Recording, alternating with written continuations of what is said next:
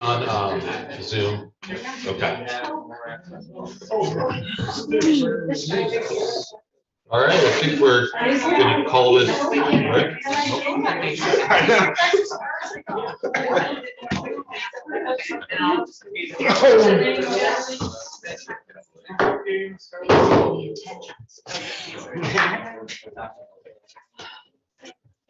All right. Okay, so I would like to call to order this meeting of the Hartford Selectboard on Tuesday, January 24th, 2023 at 6:03 p.m. Our first item is the Pledge of Allegiance. Would anyone like to lead us? I will. Okay. I pledge allegiance to the flag of the United States of America and to the republic for which it stands, one nation, under God, indivisible, with liberty and justice for all. Thank you. Rocket. Okay, so we have no business as the local liquor control board, no business as the local cannabis control board. Order of agenda, we do have an addition. You would have gotten a budget memo from Gail this week. It's also on our website if you go to the agenda under the link packet. And that is the actual motions to approve the budget that we agreed to. So we're going to take that up, but we're going to take it up before the warning for town school district meeting day and the warning for annual town meeting. Okay, so with that change being noted, we will go to public comment. We will start with people in the room, and then we'll hear from those who are joining us by Zoom. If you'd like to speak, please come up to the lectern. If you're on Zoom, please raise your hand. You'll have 5 minutes to speak. We ask that you address the select board as a whole and refrain from any personal attacks. So I will start in the room. Any public comment in the room? Appears that there is no public comment here on Zoom. No hands up at the moment. No hands up. Okay, so we will move on from public comment and we will do select board comments and announcements. And I'll start with you, Kim, and we'll work our way down. I'd just like to say that I attended the 5th session of the VLCT cohort for the welcoming and engaging communities, and it was another illuminating session, really valuable, and I'm really excited for Abundant Sun to talk with us more about the actual data for the town of Hartford that's been aggregated from the surveys that we did in November, December. Great, thank you, Kim. Dan, do you have any select board comment? All good, thanks. Okay, Mary? Just that I'll be attending an Ideal Vermont workshop tomorrow morning, 8:30 in Barry. Sounds wonderful. Hallie? No, I'm good, thank you. Rocket? I read in the packet that a couple of staff members had kids, so just want to congratulate them. And thank you for having me on the board. Thank you, Rocket. Lanny, do you have any comment? Other than to say that staff members had children instead of kids. No. Okay, and I have no No comments votes. or announcements. So we'll move on. No appointments this meeting, so we will go to the significant activity report. Paula, if you have highlights or if people have things in it that they read they'd like to share. I don't have any particular highlights, but if there's anything anybody wants to mention or has a question about. Any questions for Paula? Anything in the town significant activity report we want to discuss? I was also going to congratulate the staff members who had children. Yes, wonderful. All right, so we will go to board reports, motions, and ordinances. We're very lucky tonight to have Ted Brady, the Executive Director of Vermont League of Cities and Towns, here. And Ted, I believe you're going to talk to us a little bit about VLCT and whatever else is on your mind. Thank you, Mr. Chairman. Yes, of course. All right. Now, I'm curious if I am able to share some slides from this computer or if that is a non-starter. You're signed into Zoom and you're the presenter, you should be able to. Nick, am I a presenter or is Ted a presenter? Paula Nolte. You're the best. Okay, we'll get that set up and we'll look at the slides.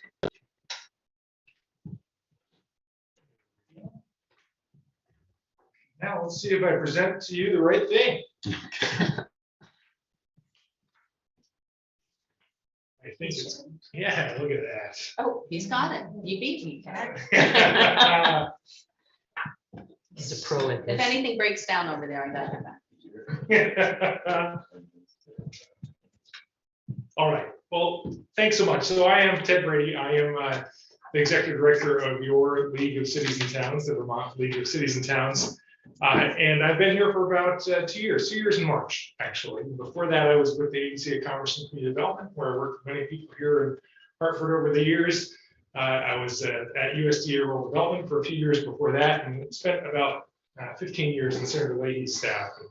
Actually, emailed with Gail earlier today, and she reminded me that we worked together when she was the CFO for Gilman Housing Trust up in the Northeast Kingdom. So I've worn a lot of hats, and I'm really proud to be wearing this hat because the reason I came to the Vermont League of Cities and Towns was because of you.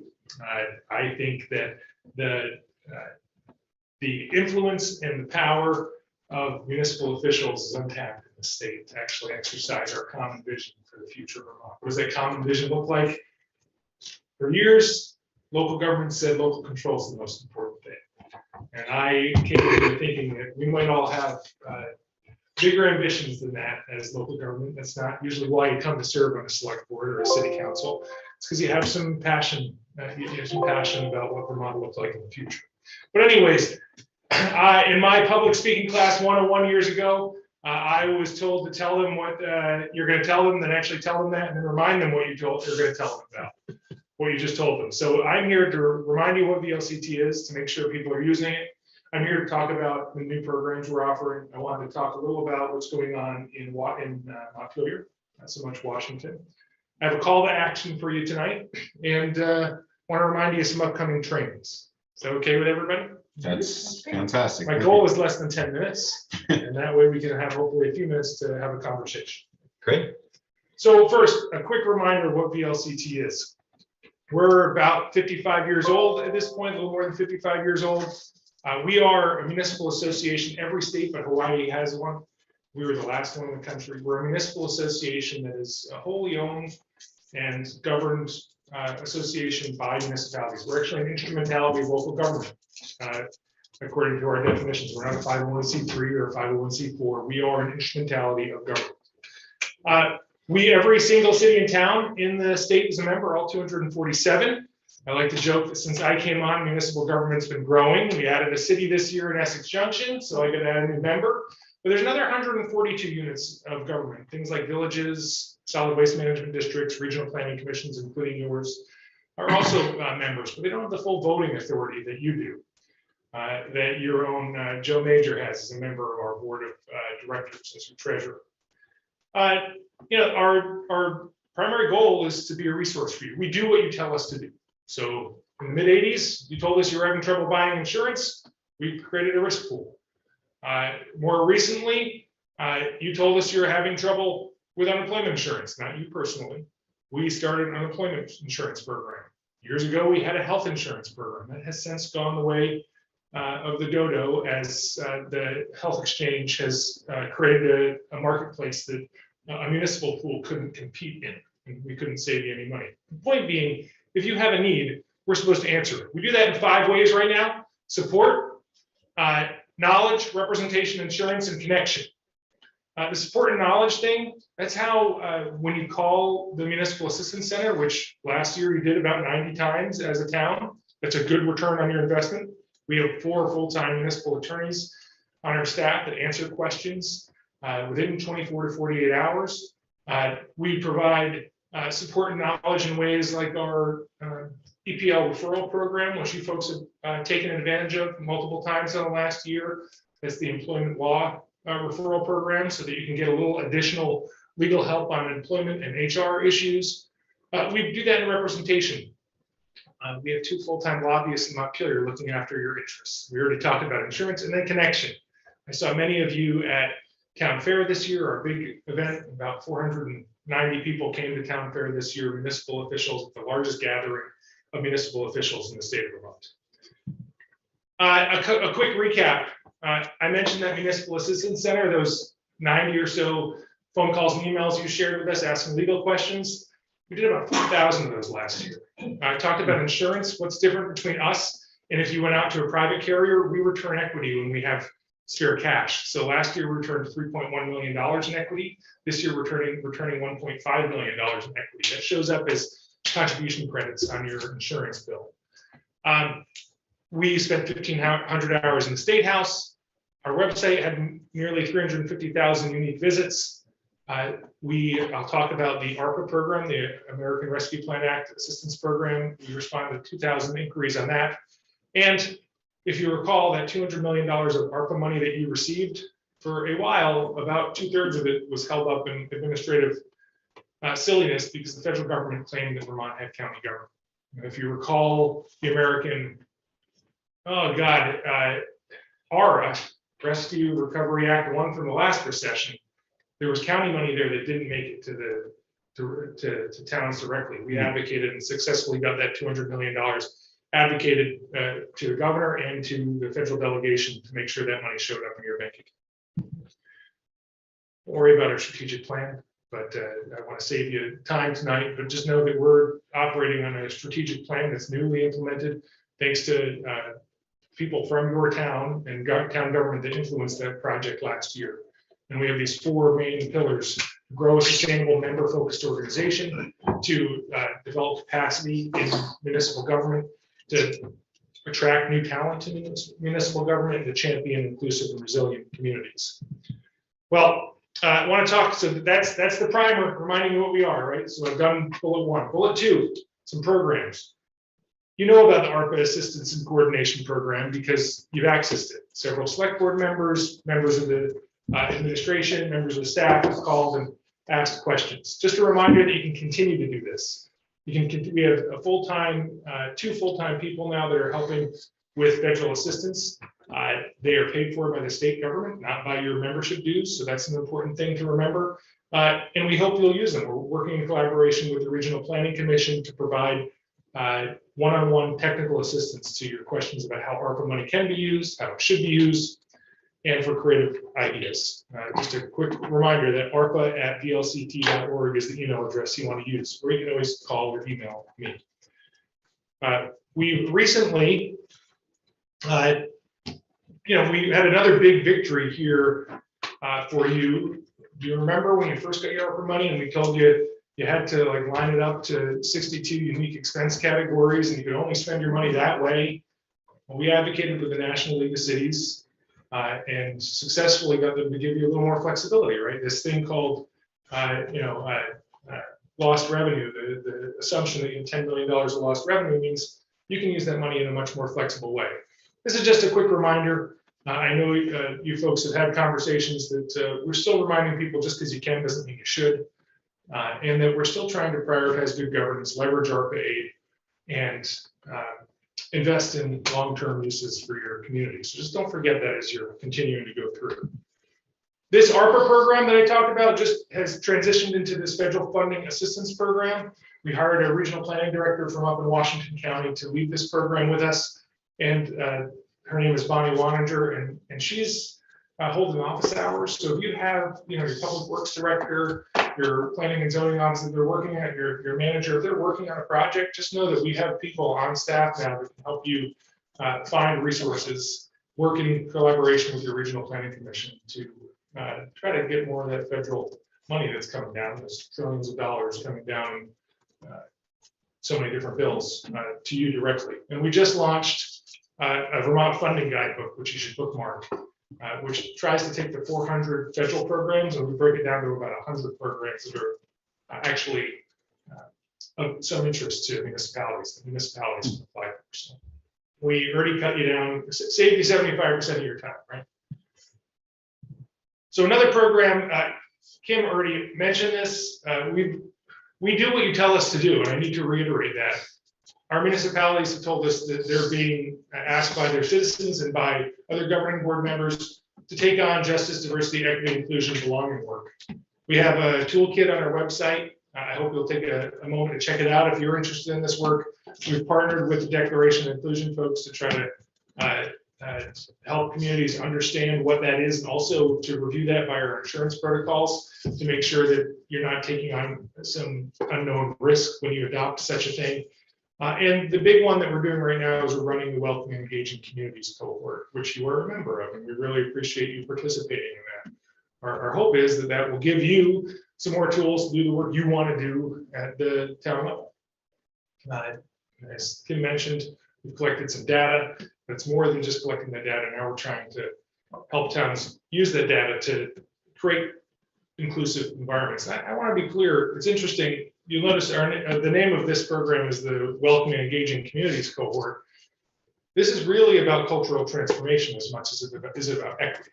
Making sure that every employee, and we're really focused on internal, right? Making sure that you have your house in order before you go out and do equity work in your community.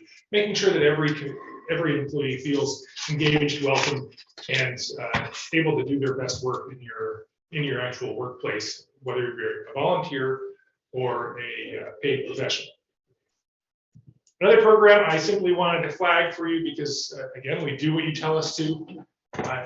We've been told that cybersecurity and IT is a nightmare right now at the municipal level. And so we contracted with the Leahy Center for Digital Forensic and Cybersecurity at, by the way, partner means we paid them to do some work for us at Champlain College to do an IT assessment of municipal government.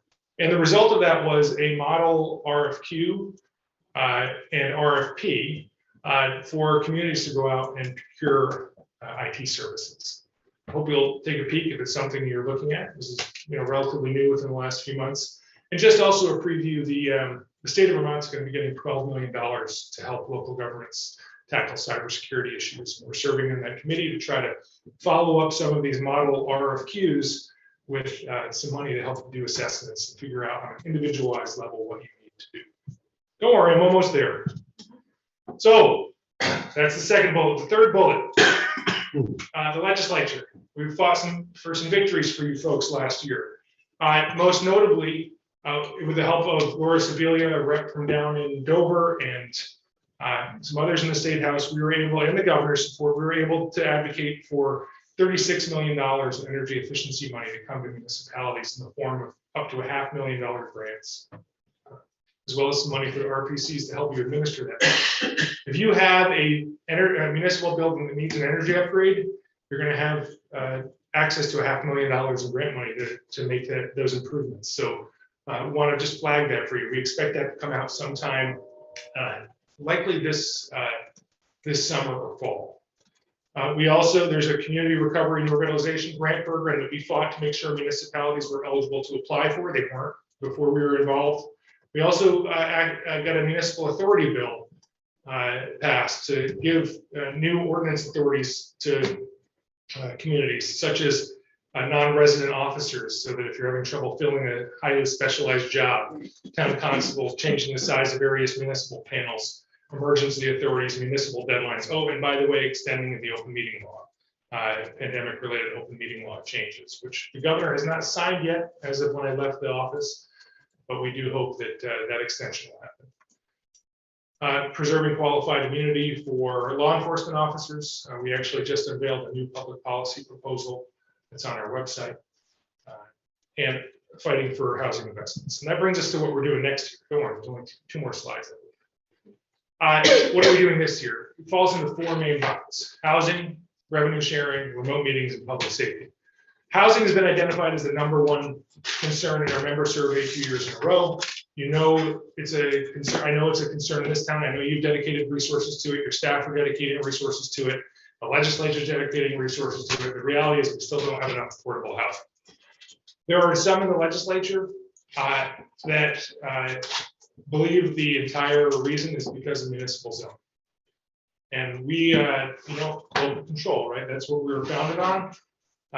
Historically, we'd say there's no such thing as preempting local authority zoning. For 50 years, they've told us to focus on smart growth and planning and zoning. We're at a point now where there are some places that have exclusionary zoning. We're also at a point now where if we're going to ask the state to reduce some of its bureaucracy and some of its permitting, we have to acknowledge that perhaps we have to act ourselves, give something. And so we're in a balanced negotiation with the legislature and the governor about trying to find a package that would reform local zoning, would reform Act 250, potentially allowing for designated places like downtowns and village centers not to have to go through Act 250. We're changing the appeals process so that you don't lose housing units because people appeal on character and things like that. And you lose housing units even though your town says you want that many housing units in that spot, and finding more money. Revenue sharing. Every state that borders us has a revenue sharing program. What is revenue sharing? Well, you can think of it as a local option tax, but it's better. It's the state saying when we do well, we all do well. And they provide some source of state aid. Vermont, obviously, except for the 22 towns that have local option taxes, towns have to do their entire budget on the property tax. And we're advocating that we should have some revenue sharing. There's a lot of conversation in Montpelier about capacity in towns. Well, the way you can provide capacity in the towns is to provide them funding to actually build that capacity. Already talked about remote meetings and public safety, but just know that they're on the table this year. We're trying to make some reforms to law enforcement to increase accountability, while at the same time, increase the ability of you to recruit good people. Call to action, second to last bullet. You guys have been really good. So I run my organization runs your insurance program, Passive. And as part of Passive, we have loss control grants and we have scholarship programs. You've taken advantage of both those last year. My message to you is why not take advantage of them again this year? So just encourage the staff to continue taking advantage of those programs. It's a great way to get some more money back from your insurance premiums. Reminder that we're pretty much paperless now. So you get a bi-weekly email and you get a once a month VLCT journal. If you're not getting it, please send an email to mailings@vlct.org because that's how we stay in touch with you. And finally, just a quick reminder of some events. We just started this new series, a legal lunch hour that ran today. You know that MAC program I mentioned? This is a chance where you can get on a Zoom call with our MAC attorneys and ask any questions you want, just learn from other select board members. There will be another one next month. Finance officer training coming up as well. Bi-weekly advocacy chat. It's a great way to find out what's going on in the legislature without doing too much homework. You can just jump on with our lobbyists and learn. And then town meeting tune-up for moderators coming up at the Capitol Plaza in Montpelier. And of course, save that date for town fair. Follow us on Facebook, and please, if you have any questions, comments, concerns, let me know. But I wanted to share what we're doing at VLCT. I think I told you those 4 things: a primer on VLCT, a little about some programs we're running, what we're doing in the State House, and finally, just a reminder of some trainings coming up. I'd love to take some questions or have a conversation if you're up for it. Questions for Ted, Kim and Lenny? I would just add, will you share that slide deck with us, Ted? Absolutely. So that we have those resources available. Lenny? So 2 things actually, Ted. Just hearing on the news the other day about volunteerism in Vermont being down considerably. What is VLCT doing to try to promote volunteerism in the state? And the other thing is that I heard that a lot of towns are having problems with municipal infighting and problems on the board, and there's some sort of slate to do something within the legislature about that. Can you fill us in on what's happening there? Yeah, absolutely. So let's take the last question first, because that's probably the easier one. So yeah, the Ethics Commission just issued a report, their annual report. And not surprisingly, given that there are several thousand municipal officials and only a few hundred statewide or state office holders and high-level administration officials, the majority of the complaints mentioned in the ethics report were about municipal officials. And so I don't know the quality of those complaints. So the Ethics Commission issued this report and made some recommendations that perhaps the legislature should address those complaints about municipal officials. And we here at VLCT have historically said local government is highly responsive. Bad people get voted out every couple of years. But I think there will be a conversation in the State House about what to do with those complaints. Right now, people complain to the Secretary of State's office and the Attorney General's office, depending on it, like an open meeting violation or a conflict of interest policy. Should say those things are real. And a few years ago, VLCT got behind the idea of requiring every town in the state of Vermont to have a conflict of interest policy. Again, that's kind of a preemption, right? But we understand the need for those types of things. So we'll see what the conversation is like at the state level.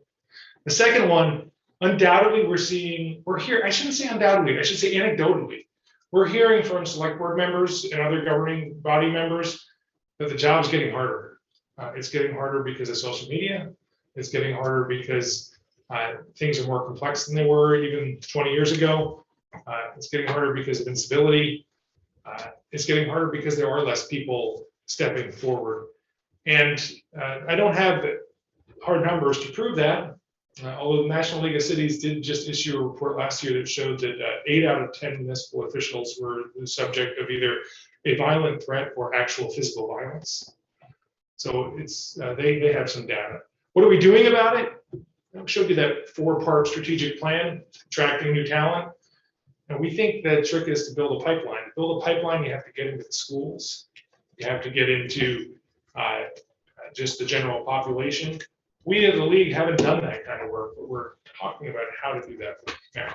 And as Joe will tell you, Major will tell you, we just adopted a work plan that talks about getting more involved with things like Boys State and Girls State, Scouts, getting more involved with colleges to make sure people understand that municipal government needs you and that it is actually kind of a special place where you can actually make change. Not a great answer just yet. What about advocating for civics in the school? Yes. So I don't, there have been times when we have poster contests and things like that in the school systems. And so we're talking about things like that. I don't know what the current requirement is for civics. I don't know if anybody here does. I haven't looked into that, but that's a home run. Yeah, thank you. My wife teaches high school civics. We talk about that frequently. Questions for Ted? I'd just like to piggyback on Randy's question a little bit in that, I think it's been discussed, I think maybe even during the cohort sessions that you've been a part of, the fact that this is nominally a paid position with a stipend, but there's a barrier there for folks who can't afford to dedicate the amount of time that is needed to seriously fill this position without it being paid. And as a sitting member in a single town, I don't think I'm inclined to advocate for, we should budget in a full, a realistic compensation package for us. But if it's something that at a state level or at the VLCT level that, I don't know if it's been explored at all, but I do think that that's a real equity barrier for sure that that we all know is there, but I don't know what to do about it. And thanks for that feedback. I'd say when we look at our conflict benefits study, so I believe Hartford participates in that each year. We just published it. We didn't this year. I got it, but we didn't participate. Yeah. So if you look through, one of the things we analyze is what people are getting for stipends. It's not many that get a stipend, and it's even fewer that get a reasonable stipend to justify, the hours you put in. Nothing is being done at the state level right now to evaluate that. They're still talking about it at the legislative level. So that's something we'd have to gauge the member interest on. But Ted, I had a question. Just so with ARPA, we saw money basically coming to us that we, had discretion to spend. My understanding is that the federal infrastructure bill, like that money is going to the state essentially, and then it comes down to us, like either through grants or other mechanisms. Is that correct? And do you have any suggestions on how we best access the funds that might be available? Yeah, thanks. You're absolutely correct. So the bipartisan infrastructure law created something like 40 new programs just in transportation alone, 40 new competitive programs. In addition to that, there's money going to the state that comes down to formula funds like bridges, system bridges, and things along those lines. Most of it, I think more than half of that money will be distributed competitively. Okay. And so when we talk about strategies, strategy one is to have your ducks in a row about projects you want to do. Strategy two is to work with the Regional Planning Commission and our federal funding assistance program to be aware of the opportunities that are coming. And Strategy 3 is to probably dedicate some resources to chasing that money, Mhm. because it's going to be competitive grant writing. Gotcha. It's my observation. Thank you. Questions for Ted? Or comments? Yeah, Ted, can I ask a question? Is there any work going on your online training for municipal staff? Some of it's good, but some of it's a little outdated, and I was just wondering if there was any focus on that. Yeah, so a couple of things we've done recently. We just hired a government finance specialist, and we're building out for next year, or actually in the coming year, to offer a brand new government finance training session. That'll be multiple hours, multiple sessions, a cohort we have to apply to get in. So a big change there. We're trying to revamp our Select Board Institute. I hope some of you have participated in the Select Board Institute. We're trying to revamp that because that's something that, every Select Board member at least contemplates taking. I'd love to know what specifics you're looking for. In our membership survey, we asked that. So if there's something in particular you're looking for, we'll devote the time and energy to making it. Okay. It's management. It's management and staff, not necessarily at a department head level, but there's a lot of other managers among our staff. And while they might not be interested or be a candidate for going to a full, training, it would be helpful. And they've asked for it, and department heads have asked for it. Just something, a starter, Yes. or.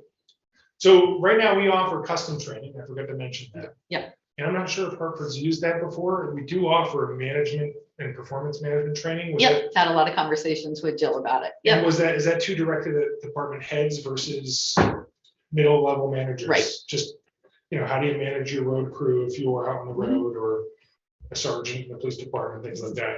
Yeah. Good, thanks for that feedback. That's a good one. sure. So actually, one more question. It's kind of like a revenue sharing question. It has to do with the upcoming legislative session. So, we've heard for a number of years, the legislature discussing various ways that towns that have cannabis retailers can get some revenue. And so I know they talked about sort of permitting a local option tax just on cannabis. There is the option we do have of our local option tax being expanded to sales.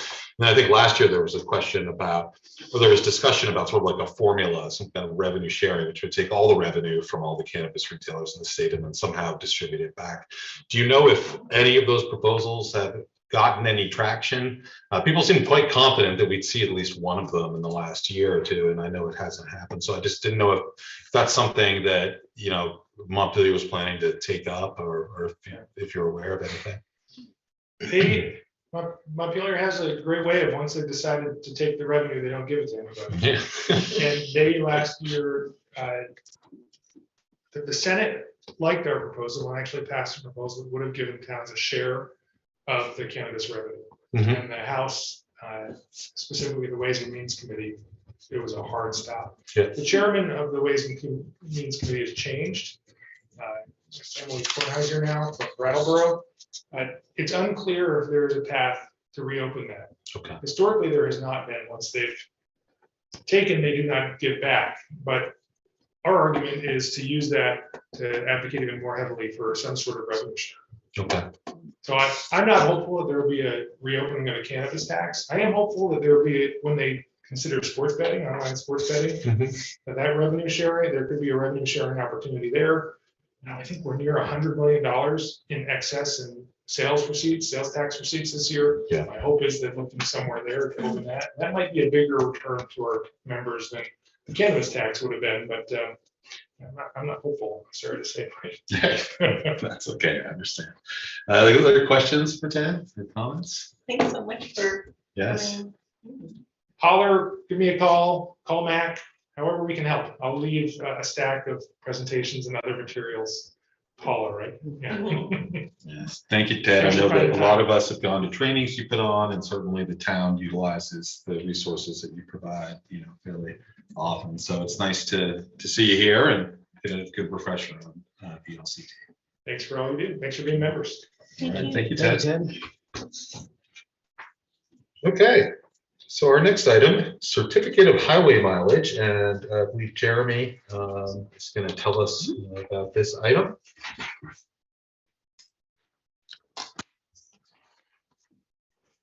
Hello, everyone. I'm Jeremy Doyle, your interim public works director for the town of Hartford, and I'm here to get the certification of highway mileage signed off. The Vermont Agency of Transportation annually requires towns to submit a certification of highway mileage. The purpose is to certify the annual amount of highway miles by classification to determine the amount of annual highway aid as allocated by the legislature. It also provides valuable information to V-Trans about local roads that is used to develop publicly available maps and data. There's no direct cost associated with the certification. Recommendations to certify the highway mileage. Questions for Jeremy? Discussion amongst us? I'd be willing to entertain a motion. Sure. Yes, Roger? Jeremy, just out of curiosity, is there any reason why the mileage would change year over year? It would just be if we So, added roads? The roundabouts added mileage to our roads. Gotcha. So this is all we're certifying is that we didn't expand the road or the state didn't make a detour through our road somewhere. And in year over year, it's not remeasured. It's just used from last year's numbers and then plus or minus any adjustments. As far as our town roads, we actually measure them, not every year, but we actually have the capability of measuring them. But this is basically through your design plans from the project. Gotcha. Yeah, Jeremy, it's the first time I guess I really paid much attention to this. What is a legal trail of 0.07 miles? What is that on this? I guess I could probably get you a better answer than that, but I printed off some of the stuff. I know what a class 4 road is, but I don't know what this trail is. I can forward you the Vermont statute. I don't have that information from me, Okay, but it breaks it all down as far as your class 1, class 2 legal trails. And we pay based on this? We pay the state based on this? No, this is all the stuff that the state keeps records of. So when Irene comes through, Okay, these miles are certified into the state. okay, all right. Thank you. Not, just, yeah, if you have a minute, I'd love to hear it. I just No, I can forward that one too. don't know what it is. Okay, I'm happy to make a motion. sure. Mr. Chair, I move that the select board certify the 2023 highway mileage as presented. Second, A second from Lanny. Any discussion? Okay, all those in favor say aye. Aye. Opposed? Okay, thank you, Jeremy. Dan's got his hand up. Okay, great. Okay, now we'll move on to the sister city presentation.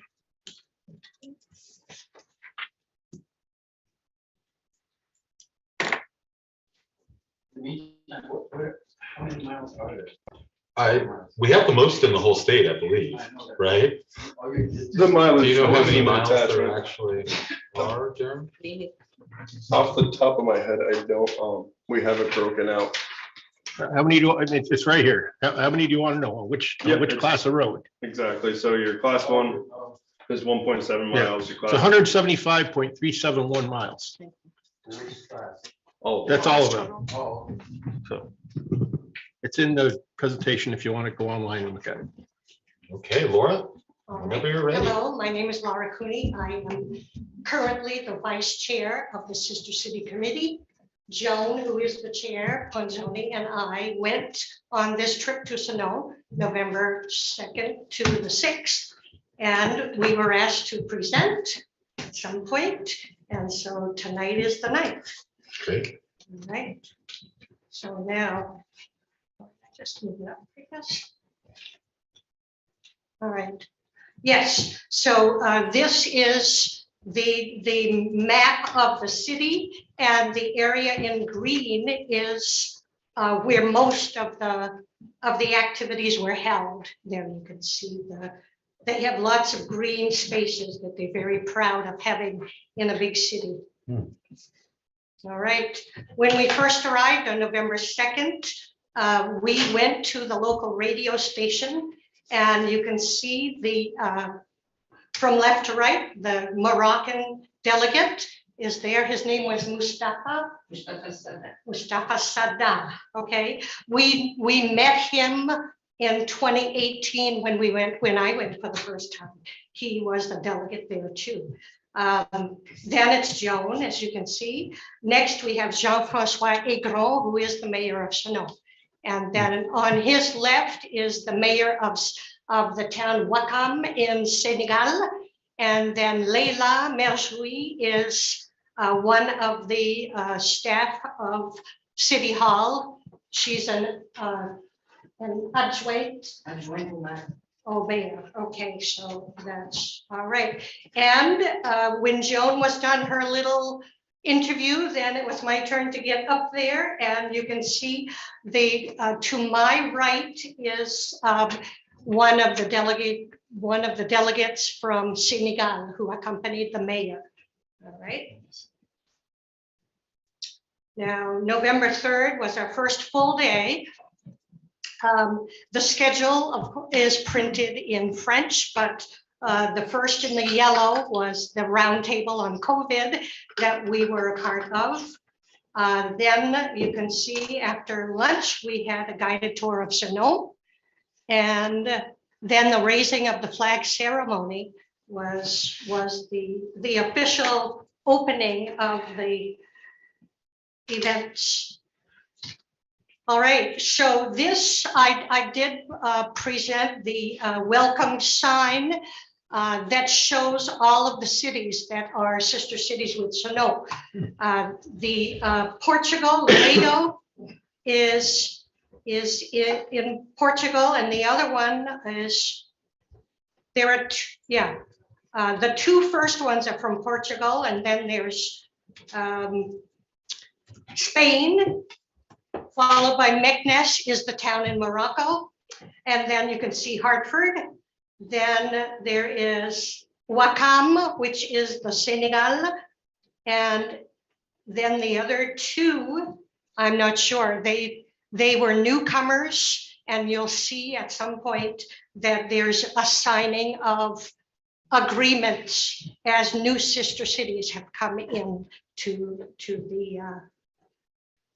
our festival. All right, so in the afternoon before the official flag raising ceremony, since we knew it was going to be in the dark, we said, well, we should go in the daylight and be outside in front, well, underneath our flag. So we are standing at the pole of the American flag within on the park of the big park that we were on, the Rocher de Palmea, right? Okay, so that's it. Yes, and then the lower right-hand photo is one of our lunch. As you can see, we gathered together for lunches and dinners, and so that is one of our lunches that day. And then this next slide shows the guided tour of Chenault, and they took us to this monument and the church. We went inside also. So Joan and I are standing in front of the monument, and then there's a picture so you can see the writing, and it's to the soldiers who gave their life for the defense of Chenault. And so all of their names are listed. They are the ones who have died. Now, the bottom right is a municipal building, and I took the shot just as one of the trains is going by in the foreground. And the first time that I went in 2018 was for the dedication of one of the trams to the town of Hartford. And so as we were on our tour of the city, Joan saw the Hartford train go by. And so she made us notice that there it is, it's going by, it's used every single day. And so we're proud of that. All right, so this is before there we go. Before the flag raising ceremony, we took a picture. And so that again is on the Rocher de Palmea. That's the big park that I showed you in the first map. From left to right, Nathalie Arsini Aigron is the mayor's wife. Hector Brown is the next in line. He's the American ambassador to France. He's 25 years old. So we were impressed with his youth and him being part of this festival. All right, after that, you'll see Joan Ponzoni, the chair, and myself as vice chair of Sister City. All right. There. The next slide is the following day. We had another round table, and this time it was gender discrimination that we were discussing. In the afternoon after lunch, we had a bus tour of Bordeaux, which is the town just across the river. It's like White River Junction and West Lebanon, New Hampshire. That's as close as they are. And so Bordeaux is a very famous wine region. And then the last event of the evening was couscous banquet. And you can see, if you see the 24-hour time, we're eating our dinner at like 10 o'clock at night because we have an 8 or an 8:30 performance at one of the big music halls in the complex. And so after the entertainment for the day, then we have some kind of evening meal. Okay, and the poster, the welcome poster that I showed you on the first slide, that was at the head of the banquet table that we were at for. Okay, there, that's the tour of Bordeaux. You can see the big tour bus, and the driver is out. He's awaiting us to board the bus. The city is full of sculptures and beautiful buildings. The lion is a royal symbol throughout France and other locations. Okay, the one on the bottom is the same sculpture, I believe, that did both of them. And now you can see just the head of a person next to the buildings, and so that it's just, the whole city is full of these wonderful things. Okay, this is Joan and I officially at the couscous banquet. You can see they took a photo of us with our little American flag there. And because this was hosted by the Moroccan delegation, and they don't drink alcohol as part of their tradition. So you can see the bottles of water, but no wine glasses at that meal. Okay. So, but that was part of the couscous, was wonderful. And the last slide that I put in my presentation was something, it was a result of the exchange program that we did, the student teacher exchange program that we did in 2019. These are 2 of the 3 girls that came over. Both of them are named Manon. Manon Cadieu is to the left of Joan. Manon Codinet is to the right of Joan. Or I'm sorry, it doesn't matter. But and then there am I am there at the end. Now this was the day after we arrived, and you can see some cobweb decorations because we arrived on the 31st, and they still had Halloween decorations. And we were surprised to see how many Halloween decorations that they had within the town, because we thought it was pretty much an American tradition and they wouldn't have anything in France, but they did. But the young lady on the left, Manon, picked us up at the airport when we arrived on the 30th and took us to our hotel. And then the other Manon, we met for lunch, and we had an afternoon free, so we went shopping. But it is to show that we have made a connection that lasts. And so we are both Facebook friends with them, and so we keep in contact. So that's what I had as my final slide. Now I did send everybody a YouTube slideshow that was sent to me in an email this morning. Joan and I received that from the Sonoma City Hall, and this is This is another slideshow that I don't know if one of you could click on that. So that opens up too. Would you like to see that also? Because that's very well done. It has, Wait. yeah, it I know. has Time-wise, are we, time-wise, How long is the video? 2-3 minutes. It goes quicker. Yeah, if we can get it up, that would be fine. Okay, so. Did you get a chance to enjoy the Bordeaux wine? Certainly. Oh, good. Bien sûr, monsieur. All right, I'm looking for. the email. Yeah, Yeah. if we can find that and put it up, we can. If not, Okay, we'll look for it on our own. So, yeah, well. And it, did you send it to the select board or I did you, sent it Yeah. to each of you. Yes, I did. did you send it to Paula? It's in our. I think we might be I know, better served but by I'm saying doing it Paula. Okay. on our own time. all right. Oh, all right then, okay. Okay. Do you have any questions for Adam? Yeah, I just had a question, and I'm so glad you both got to go. I know plans were thwarted because of COVID. I'm just curious if with the other delegates in Sonoma, if you talked about any, government programs or initiatives that they're working on that seemed interesting or exciting to maybe bring back to Hartford, if any. Well, we did make another connection with the Portuguese delegation, which has a very big Lego League program. And so they invited us to come to Portugal to see what they've come up with this coming June. So they extended that invitation. Tiago is his first name. That's all that I can remember. We did make a connection also with the music school in Sonoma.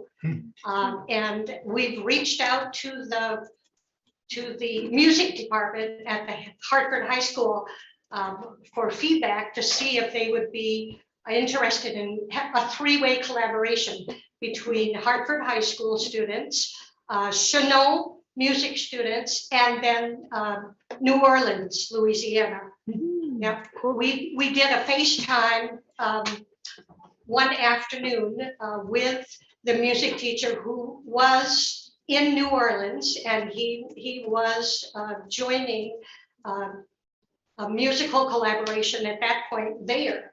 And so we were able to reach him, and he said he would be very interested in a collaboration with us. So we're hoping that comes through also. Mhm. Awesome. And then we are also, there are two of the French students from Hartford High School who have been joining us at our meetings, Zoom and on site, as we meet every month here. And so they are very interested in going on a trip. And so we're trying to put together a trip for them before their senior year is done. So I know we have a time frame that we're hoping that we will pull that together for them. Mhm. That's great. Any other questions for Laura or Joe? Well, thank you for sharing that with us. It looks like we had a great time. I'm jealous. Thank you so much. Okay. So our next item is the tree board grant. Scott? Good evening. It's always a pleasure to be here. Scott. The Hartford Tree Board applied for the Vermont Urban Community Forestry Program, Communities Caring for Canopy Grant. They did this after being kind of asked by the Urban Forestry Program to apply for the grant because they had this money and they needed some communities to apply for it. So the tree board worked collaboratively with Parks and Rec and others to come up with a good little project. And I'm going to let Jeff Arnold, who is the chairperson of the Hartford Tree Board, kind of describe what the grant application was. It went in before the 31st of December, and they just found out today that they have it. So it's good that we're here tonight. So hopefully you guys will accept that grant application so they can proceed with this very important project. Thanks, Scott. Thanks. Yeah, what's nice about this project is that the Hartford Conservation Commission, who I battled with about the town forest logging, is helping us with this project. And also is the natural resource class from the tech school in town. They're also going to help out. The tree warden is going to help out. And the public are going to help out. So, and also the rec department are going to help out. So there's a lot of tongs that are going in the fire. And the objective is to work on this a 500-foot strip of riparian buffer from the bridge here that goes over the river and the railroad bridge. That area, we're going to take out all the Japanese knotweed. We're going to cut down in 2 sections because it's bookended by knotweed, Japanese knotweed. And so there's like a 25-foot span of knotweed on either section. And the rec department will cut those down, and then we'll monitor the growth and replace it with cottonwood cane that we're going to cut from the riverside in Quechee. We've located some there, and we're going to cut 5-foot long pieces of it and stick them in the ground, and hopefully they will dominate and shade out the knotweed. And the rest of the area, we're going to eliminate all the invasive growth that's there, and hopefully raise the overstory so that we have create some views of the river, and then replace the invasives with indigenous species. So that's really, and then the other thing we're going to do is there's the elms in town seem to be dying. Like there's 2 on Hartford Avenue that have died. Quite mature trees in front of the massage parlor there.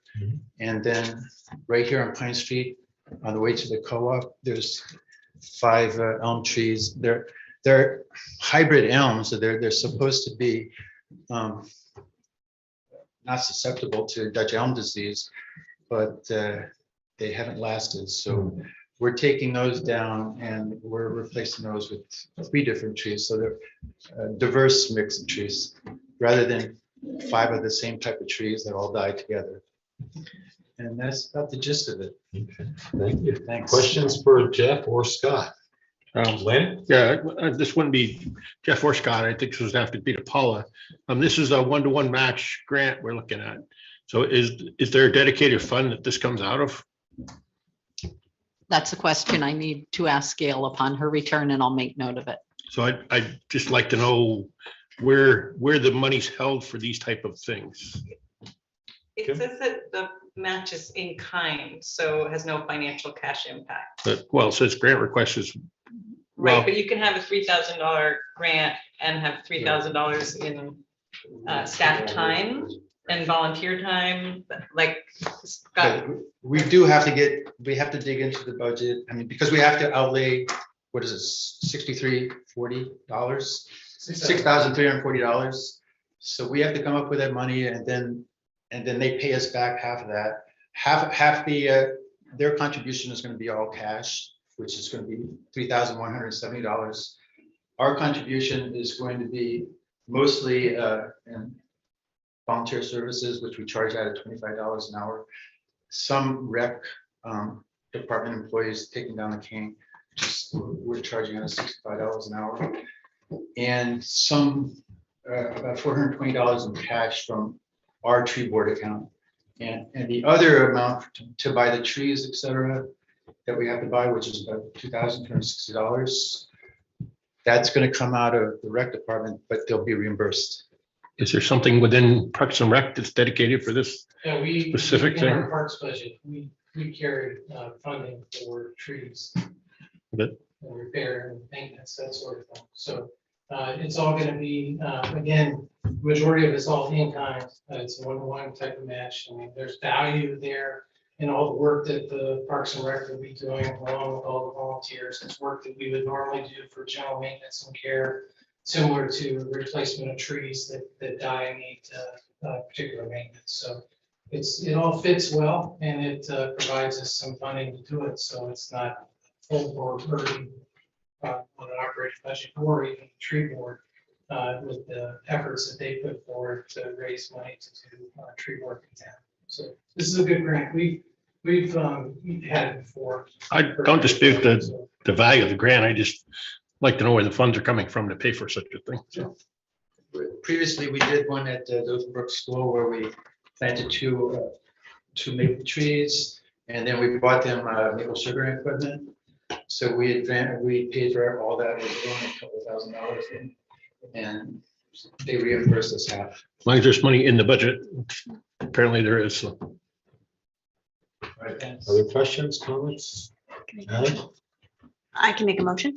Mr. Chair, I move to authorize the Hartford Select Board to approve the submission of the Vermont Urban and Community Forestry Program Communities Caring for Canopy Grant, and if awarded the grant, accept the funding up to the requested amount of $3,170 as identified in the grant submission documents. I'll second the motion. Okay, we have a second. Any discussion? Okay, all those in favor say aye. Aye. Opposed? Okay, Thank you. thank you. Thank you. Okay, our next item is the engineering amendment for the Quechee Box Culvert project. I imagine Jeremy is here on that one. Yes, Chris would like to have been here, but he's attending his daughter's basketball game, so gladly stepped in for him. This is to keep the Quechee Box Culvert moving forward. The town previously contracted with Dufresne Group of Springfield, Vermont to design and permit a replacement for Culvert 24, also known as the Quechee Box Culvert that's under Quechee Main Street. The project was originally contracted as a circular culvert in 2017. The scope was changed to a box culvert to address aquatic crossing and flood resiliency. Excuse me. Approving amendments for bidding and construction oversight for the more intensive and structural project were delayed due to previous attempts at construction being stalled due to permit, easement, COVID-19 delays, and supply chain issues. Dufresne Group prepared an amendment in the spring of 2022. They recently agreed to honor this price, which is very, very good. $43,000 for the estimated 359 hours of work and expenses additionally because it's a now a box culvert. To facilitate the timely installation of recently approved box culvert purchase, staff seeks to direct the engineers to begin the bid and review process. We find the breakdown of the hours to be realistic and hourly rates to be very competitive for bidding, review of bids, and construction oversight services. The impacts $43,000 of funds that are currently dedicated to this project. So we are recommending the board approve the contract amendment with Dufresne Group utilizing $43,000 of funds currently dedicated to the project under purchase order number 6734. Questions for Jeremy? Lanny? Question. Prepared to make a motion. So, anyone have any questions before we make a motion? Rocket? I'm a little ignorant about culverts. Just sounds like a box culvert's a bigger one. Essentially a bridge. Okay. So when it was originally designed, it was just going to be a much bigger circular culvert. Yeah. Not saying that they're very easy to install, but they're much easier to install than a structure. And so this is adding time with actually having an on-site engineer properly make sure things are addressed. We recently found out that we kind of have to rebuild that rock wall on the downward slope. So that's that 359 hours. And then my follow-up to that is it's the funds that are current $43,000 of funds currently dedicated to this project will be utilized. So this money's already been approved. Where would that money be? Like, I'm just confused as to why we're going and approving this again if it's already been approved. because it's a purchase over the $20,000. Okay. So it's just you guys approved us to put money away for the box culvert. This is me getting permission to spend it. Gotcha. Okay, thank you. No questions. Right. Make a motion that the board approve the contract amendment to Fresde Group utilizing $43,000 of funds currently dedicated to the project under purchase order number 6734. Second. I have a second discussion. I'm just wondering, thinking through this, I'm wondering as a select board if we should revisit our policies on this, because I feel like if we've already approved it and we're honoring a price that was set last year, it just feels like almost like an unnecessary step to have someone from DPW come in if we've already gone through that process. So I'm wondering in the spirit of reducing red tape and increasing the efficiency of the process in the future, if there is a value to having a second vote like this, or if in the future there might be a way that we amend the process. It is Rocket according, this is following the purchasing policy, so it's a requirement of the purchasing policy to make a change. We would need to adjust the purchasing policy itself. Would it be possible to adjust the phrasing of the initial approval that we sort of pre-approve an exemption to the purchasing policy when we approve the budget for the project? I think I get what you're saying, Rocket, but I Yeah. believe with this specific one, this was started in 2017. So I Sure. think this is just keeping everybody in the loop, basically. Yeah, Making sure our Ts are crossed and Is are Sure. dotted. We can certainly look at purchasing policy at some point. Kim? The, just as, like, this being my 5th year on the board and hearing about this box culvert from my first meeting, and it's like, I'm just happy that it's progressing and that there's, thanks for moving it forward, even if this is a formality, it's just. Oh, I know. I mean, but process. I guess my point is that if it's going to be formalities, we're obviously here for the meetings anyway, but asking staff to come in to present on basically what feels like a formality just feels like a lot to ask of staff. So just something to consider, I guess, next time we talk about purchasing policy, but also glad to see it move forward. Any further discussion? Okay, all those in favor say aye. Aye. Opposed? All right, thanks, Jeremy. Thank you all very much. Okay, so we've now come to the point of the agenda where we do have that addition. So we all received a memo from Gail about the FY24 budget approval. And so this is a lot of motions basically that we are going to do.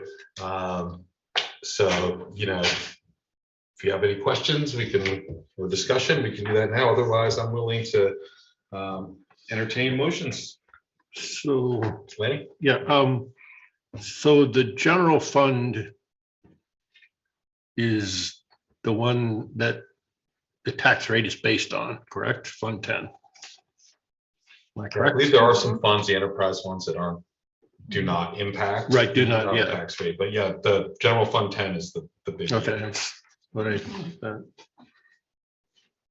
Right, Yep, Lenny? yeah, I don't know if it's appropriate under here, or under discussion for this.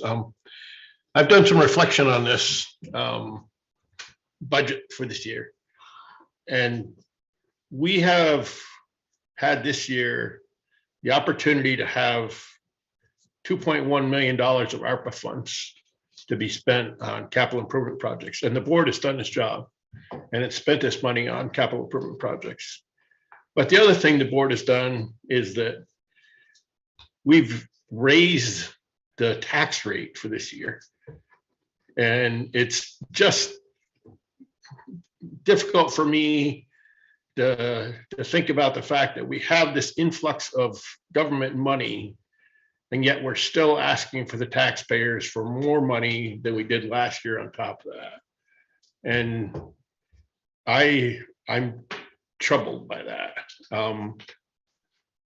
And I know we're not going to go back, and I know you probably don't, some of the members of the board don't agree with me, but for that reason, and I guess I'm going to vote no on Fund 10. Okay. Kim? I will just share anecdotally from the cohort meeting that I was in this morning, that when we were all just doing our general check-ins about, you know, of course, all these towns were in process of finalizing their budgets as well, and some were bemoaning the fact that they were trying to figure out 9% increases, and other, like, more, there were 2 or 3 towns that mentioned significant increases that I was thinking, okay, well, that actually made me feel like we were in better shape than, and I do think that we had a lot of impact from the salary savings from this current fiscal year that we're not going to have next year, and we're not going to have ARPA funds next year. And so my concern is about what the 25 budget is going to look like, more than I think that where we got to for 23 is, I think, quite reasonable considering the pace of inflation and the issues that we're dealing with. So, I mean, if anything else, I agree with Laney to some extent. And I also agree that I hope we're not, not going to try to make any modifications. Oh, no, I don't expect any modifications to be Yeah, made. but if anything, I mean, I think we could look at, we still have a very healthy unassigned fund balance. So not for this year, but maybe if next year we do feel that pain a little harder, we're well within the recommended levels of what our unassigned fund balance is. And so I think that will be another resource for us to consider. Mr. Chairman, if I may respond. Lanny, yes? Yeah, I see what you're coming from on that, Kim.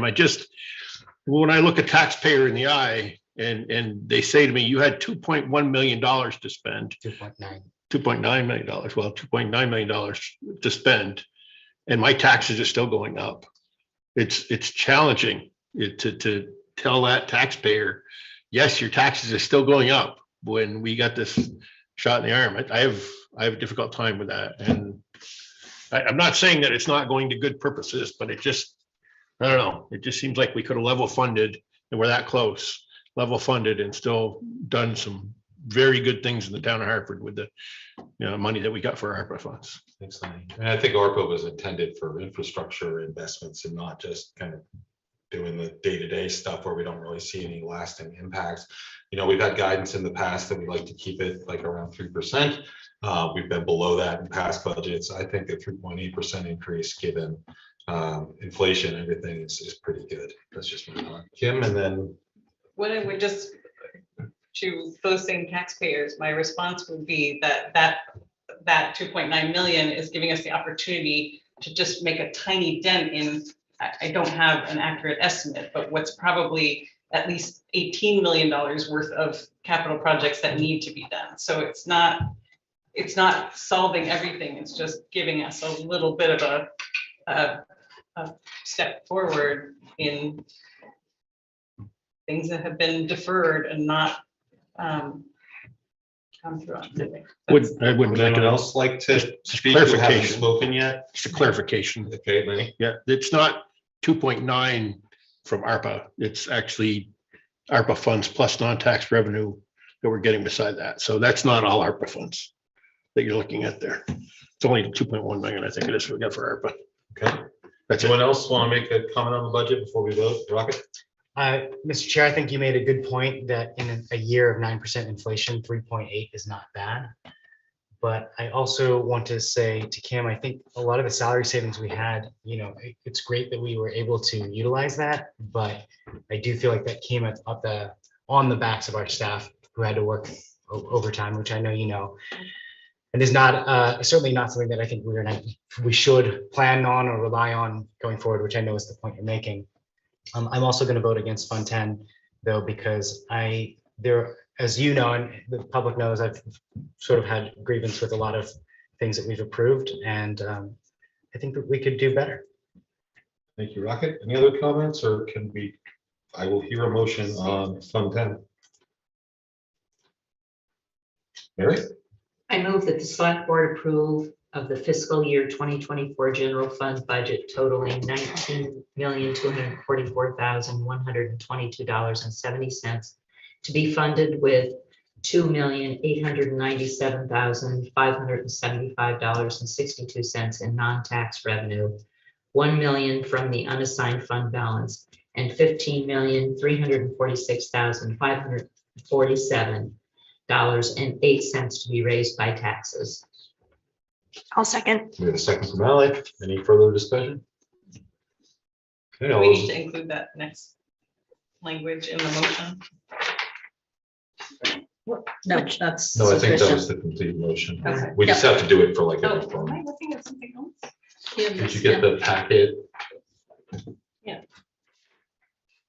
That's why I was just asking if we don't need to include that sentence. No. Okay. Thank Okay. you. All those in favor say aye. Aye. Opposed? Nay. Okay. See, Dan, I can't. Dan's vote. Dan says yes. Okay. Okay, 5-2, Rocket and Lanny voting no. Okay, so that was Fund 10. The next fund is the Solid Waste Fund, Fund 30. Any discussion before we make a motion? Wait. There's also the general fund, the recommended language for motion for the general fund, a little bit before we move on. Am I not- I'm I not sure think where. you have the right Let's- here. You're not looking on the right page, Kim. Oh, I mean, I'm looking at this. Is this the same? So, What I do is I go So to we the- just did that one. oh, I was just reading it through here. I thought that's what. That's what- Oh, I see, okay. I'm with you now. My apologies. No worries. All right, Fund 30, any discussion before we hear a motion? Would anyone like to make a motion? I have a Rocket? point of clarification. So in this, we have this asterisk, where is it? The asterisk that says contribution Based on. based on full staffing and full operations, utilizing reserves, minimizing expenses will cover the shortfall. Contribution by the general fund may be needed as required to cover enterprise fund deficits. So this to me is contrary to Lanny, what you were saying, which was that Fund 10 is the only fund that would affect the tax rate. Is that, am I correct in that understanding? No. Because if it's being covered by, if deficits are being covered by the general fund, that's Fund 10. You're And correct. So if funds are being pulled from Fund 10 to cover deficit out of an enterprise fund, that would therefore affect the tax rate, would it not? If you want to give me a minute to look, it's probably in there already because we wouldn't have, like, it's, I think there's probably already in Fund 10, Earmarked that in there. amount to cover the difference. Oh, yeah, I understand that, but I guess my point being that the enterprise funds, if they run a deficit, do affect the general fund, which does in turn affect the tax rate. Is that am I correct in that understanding? I think so. All, yeah, Right? yeah, all enterprise funds, if we're not able to have the funds, they must be covered from Fund 10. But that still does not affect that budget. That budget has just reached the limit of that budget, and that's it. And then that it reverts back onto the Fund 10 for the remaining funds that need to be needed. So it's yes, it's going to affect it, but it's all made up in Fund 10. So that's why I voted against 10. For It's made up in overruns. Fund 10, which is funded by raising taxes and the other two sources. that we- You could say that for all of the enterprise funds. Right, I guess I was just clarifying because I had heard you say that the Fund 10 was the only one that affected the tax rate, but really, they're Well, all interlinked. Yep. That's why, it was just a point of clarification. I feel like I understand it. Okay. Yeah, thank you. We can't overspend Fund 30 though, and we can't overspend any enterprise funds because then that's gonna be, Gail's a lot better explaining this stuff. So you are aware, Lanny is correct, the tax rate would not be affected. Any of that money that needed to come would come from the unassigned fund balance. So Yes. it would not affect the tax rate. The money is there. It would come from that general fund, but it's already in there. It's already in the budget under unassigned funds. Yeah. So you wouldn't be tripping more money. You're just having to pay more out of unassigned funds balance that we have. It's all sort of accounting tricks. I mean, it's all taxpayer money at the end of it, right? Okay, I'll I just hear a was motion. clarifying. You want Alan? Mr. Chair, I move that the select board approve of the fiscal year 2024 solid waste fund budget totaling $1,161,064.54 to be funded with $639,520 of revenue. That's Second, good. Okay, Kim got the second on that one. No, Any discussion? All right, all those in favor say aye. Aye. Opposed? Okay. The White River Water Fund, Fund 50. Discussion or questions about that, or a motion if anyone would like?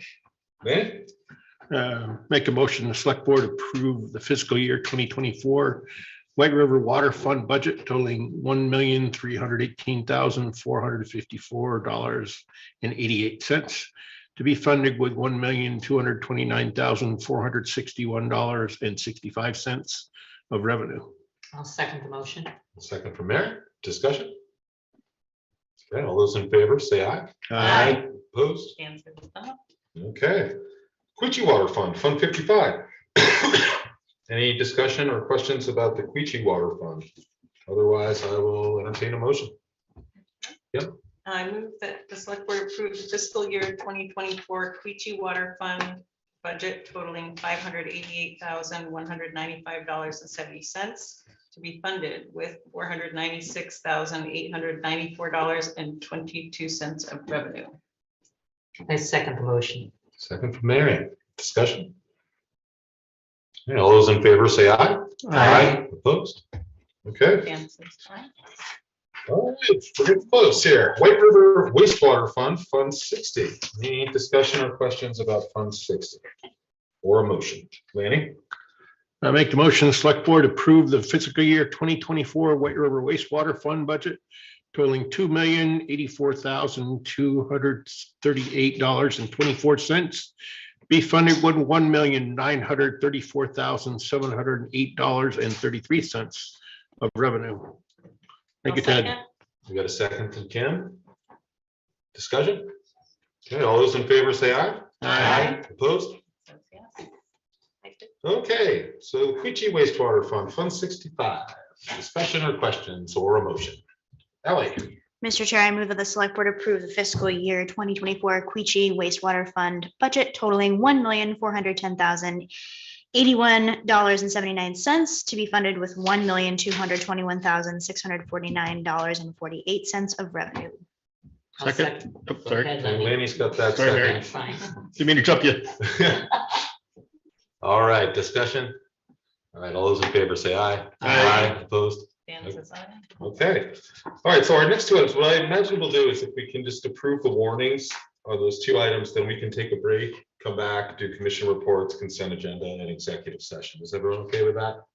Yep. Sure. Okay, so you've seen in the packet what the warnings look like for the town school district meeting day, and then the warning for the annual town meeting. Any discussion, or we can just make motions? There is recommended language for the motions on page 40 of the packet. Anyone? Looking for 40. Hang on a second. Yep. 39 technically. Yeah, 39 is the first warning, and then there's the recommended language, and then there's the warning for the town meeting. You got it, Kim. Go ahead. What's that? If Kim's got it, she wants to read it.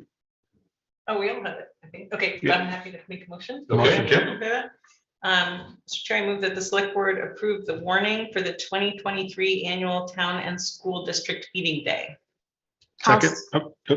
Go ahead, Go, Ally. Lenny. Ally. Lanny got that one. Ellie gets the next one. All right. Click on the buzzer, Ally. All those in favor say aye. Aye. Opposed? Okay. You fail in Jeopardy. Not All fast right, now we enough. have one more motion. Kim? Mr. Chair, I move that the select board approve the warning for the 2023 annual town meeting. Second. There we go. All right. All those in favor say aye. Aye. Opposed? Okay, great work, everyone, getting through those. All right, we're gonna take a break for, I don't know, 5 to 10 minutes. Aye. And then we'll be back and we'll take it up with commission reports. Okay.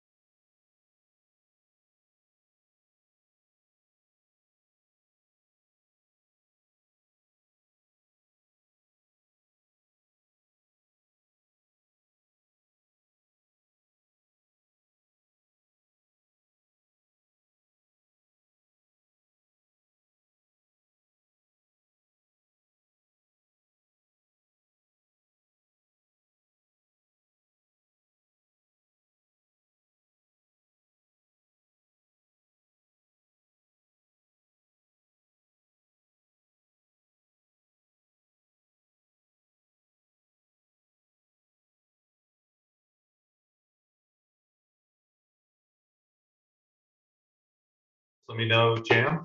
All right, looks like we are back from our break. So commission reports, we'll start with Kim and move our way down. I have none. Dan, do you have any commission reports? All set. Okay, Mary? Yes, Hartford Parks and Rec. Scott announced that copious compliments were given Parks and Rec for the Polar Express, and Brett Mayfield added that the Rotary put out a YouTube video on it. So if you want to view it, it's a great way to do that. Scott also announced that we can update signs at parks, public places regarding consumption of and use of cannabis and cannabis products, but we are also getting legal advice from VLCT. The commission will discuss that at the next meeting, as well as this commission will discuss that at the next meeting, as well as the issue of enforcement if needed when a person is not obeying a quote, stop doing this, or a please leave request. There is an ice fishing derby at Dewey Pond, will be held in a couple of weeks, weather permitting. Other future events discussed were Dance with Daughters, Dance with Sons. And then Scott passed out the Hartford Parks and Rec Department's administrative manual, as well as the fiscal year 2022 annual report. Thank you, Mary. Ally, anything? Yep, so Resilient Hartford meets tomorrow, and then Hartford Committee on Racial Equity and Inclusion. A lot of those updates and items we covered during recent select board meetings. That's including our improved funding for communications and public information officer, the town staff diversity, equity, and inclusion training, community safety review, and the Vermont Community Foundation grant, which will be administered by select board member Kim Souza. And with the upcoming departure of the school district's current equity coordinator, H. Corey will just be following that process to appoint a new person for the role. And then H. Corey will already start forming a planning committee by February to start organizing the Juneteenth celebration, which will come up before we know it. Thank you, Ally. Rocket, anything? Sister Cities has an opening, if anyone wants to apply, and Hartford, the Historic Preservation Committee met, but I was having connectivity issues, so I actually don't know. Okay. Lanny, anything? I have nothing. Okay, I don't have anything, so that's commission reports. Consent agenda. We'll take a motion. I'll take motion. All right, Mary. I'll approve the payroll ending. Move. I move Move. to approve the select board. payroll ending. I think it's the move of the select. Select board Okay. approve the payroll ending January 21st, 2023. Approve meeting minutes of January 10th, 17th, and 19th, 2023. Approve the AP manifest of January 20th and 2023, and approve select board meetings February 7th and 21st, 2023. I'll second. The second, Madam. And I know I've done this before, is the payroll ending January 21st? So is that not the one that we have to register for January 23rd? Like, is there a payroll ending January 21st? Or maybe is that the pay period that it ends on? Maybe that's it. I mean, You're saying, well, maybe are you it's saying the payroll is ending different than No. the? it must be right. So it probably the pay period ends the 21st, even though it's not issued until the 23rd. Okay, Exactly. Sorry for the interruption. Don't worry about it. I think we've got a second. So all those in favor say aye. Opposed? Okay. Dan's thumbs up. And we'll take a motion to go into executive session. Mr. Chairman, Just Wayne. I move that in accordance with Vermont's open meeting law, 1 VSA 313, I move the select board enter into executive session to discuss the appointment or employment or evaluation of a public officer or employee. I'll second. Okay. All those in favor say aye. Aye. Opposed? Okay, we're gonna go into Ian, I sent executive. you a link. Go into executive session.